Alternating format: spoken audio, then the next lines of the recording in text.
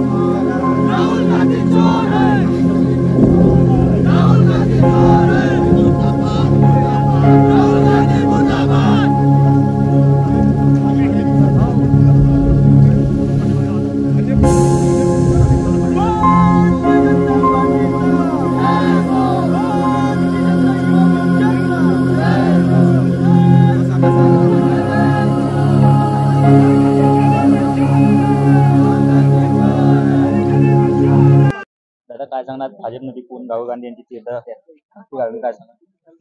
हे यांच्या म्हणजे बोंबा मारायचा जे बोंबा या मारून राहिलेले आहे राज्यात सरकार यांची, भारतात सरकार यांची, यांनी डायरेक्ट अटक करावं आणि येऊन राहिले मोर्चा घेऊन ते काँग्रेस भवनवर. जे पूर्ण माहिती न देता चोर पायांनी ते इथे येऊन राहिले. कलेक्टर ऑफिसचा सरकार तुम्ही अटक करा ना.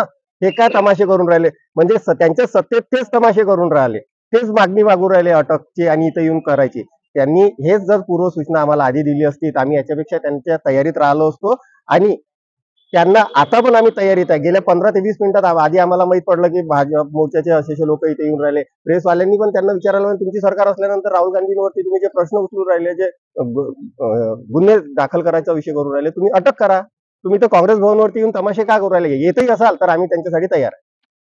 त्यांच्याशी आमची चर्चा करण्याची तयारी आहे की भ्रष्टाचार कोणी केला, जर तुम्हाला अटक करायची आहे ते अदानी, अंबानी, ललित मोदी सगळे जे देश सोडून ते गेले मोदीच्या सरकारमध्ये, त्यांना मोदींनी अटक का बरं केली नाही, हे सुद्धा आम्ही त्यांची चर्चा करायला तयार आहे किंवा त्यांचा आम्ही स्वागत सुद्धा करायला तयार आहे.